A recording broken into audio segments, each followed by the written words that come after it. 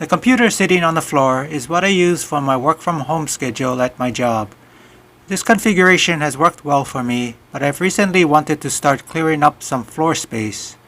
One thing I thought to do was to move the computer off of the floor by building a PVC wall-mounted stand-up desk. I'll show you how I plan to do this next.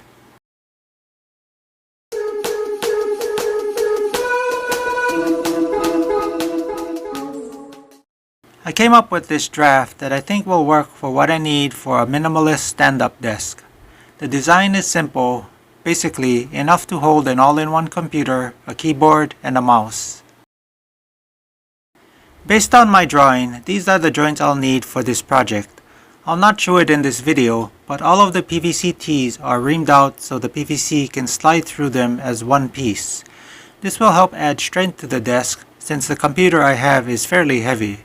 If you've never used a reamer, there's a link in the description to a video for making a reaming tool. I'll be building two separate pieces that I'll later combine to create the wall-mounted desk. The first piece I'll work on is the desk frame. The desktop will be just large enough to hold the footprint of the all-in-one computer. It's a minimalist design, so there won't be added desk space for paperwork. There will be a separate swivel piece for the keyboard and mouse, and the underside will have a couple of support posts to prevent shaking of the outstretched desk. I'm not providing measurements for the PVC pipes that form the desk because your all-in-one may not be the same footprint as mine. Along with fitting the base of the all-in-one, it should allow for sliding the all-in-one towards the user to allow the monitor to also tilt back. For my all-in-one's base, it has a footprint of about 8 by 8 inches, so I cut the PVC pipes 4 inches longer, or 12 inches for width and 12 inches for depth. One other important point to make is that because of the heavy weight the desk will support, 3 screws at most for each connection or where the pipe is inserted into a joint is a must. Try to spread the 3 screws out around the perimeter of the connection. Also, remember that in the desk area, screws can't protrude from the top because the desktop itself will have to sit flat on top of the PVC pipes. Also, before putting in the screws, double check the alignment of everything to confirm nothing is too much out of square. A little is okay. One thing I did while putting in the screws was to insert temporary pipes into the vertical tees that would rest against the wall. This keeps them aligned while I put the screws in. I already have the completed wall frame since it's a pretty simple upside down U-shape that's pretty easy to figure out how to build. Also, if you're wondering why I didn't use the wall frame to keep the vertical tees aligned, it's because the tees for my desk might be slightly out of alignment between the two sides, and just that makes it really hard to get the wall frame in. It was a lot easier to slide in 2 separate pieces of PVC pipe.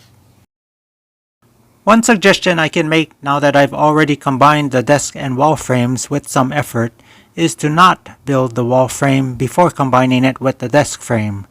It would be easier to put the pipes into each side of the vertical tees separately, then connect the top PVC pipe and elbows onto it afterwards. It'll go together a lot easier than what you see me struggling with here. I've mounted the desk to the wall using concrete screws. To do the mounting, I drilled a large hole in the elbow to fit the socket, then a smaller hole on the other side to fit the screw. Looking in the outer hole, the screw that goes into the wall is visible. The screw and the socket I used are these on top of the desk. The screws are strong enough to support the weight of the desk and computer, but to give the desk some additional support, I put a couple of those stick-on hooks in the bottom of the PVC. The hooks can't support the entire weight of the desk, but they will take some of the load off of the concrete screws. This here is a T with the vertical connector cut off, then cut vertically down the middle, then made into a snap-on by cutting off some of the circumference. This PVC joint will replace the small tabletop I was supposed to mount here for the all-in-one to sit on. Instead, the underside of the monitor will rest on the rails of the desk, and the modified joint will prevent the monitor bottom from sliding forward. The monitor is leaning backwards slightly, so I don't think it'll fall forward. I'll connect a safety line to the top of the monitor soon. This will also prevent the monitor from falling forward. The last thing I'd like to go over is how my keyboard and mouse are set up. I like this design because it's very simple but very functional. Starting with the mouse pad, I used a sheet of Kydex to provide a surface to maneuver the mouse on. It's glued in place so it won't move around and is placed just out of the way of the rotating keyboard tray. The rotating keyboard tray works by means of two axles. One axle connects the tray to the desk. When rotating the tray on this axle, the height of the keyboard can be adjusted. The second axle connects the tray to the keyboard. When rotating the keyboard on this axle, the angle of the keyboard can be adjusted. The combination of these two axles allows quick adjustment of the keyboard to a comfortable position. Also, the keyboard can be removed and replaced. It's held on using two PVC plugs glued to the bottom. If I get a new keyboard, I'd remove these plugs from the bottom of this keyboard and glue it to the new keyboard. I like my new stand-up desk. It's just big enough for the computer and doesn't take up any more space than necessary. I especially like how the keyboard tray turned out. I sort of used that design in the past, but this one has a little more capability. I like the idea of designing something with just enough purpose to fit a very specific need. There's no extra accessories or conveniences, but I don't mind. Whenever I use a computer, that's usually all I need. Any other tasks I do usually take me away from the computer.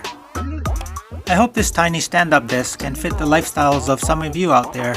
Leave your questions and comments in the comment section below. That's all I have for now, and I'll catch you in the next video.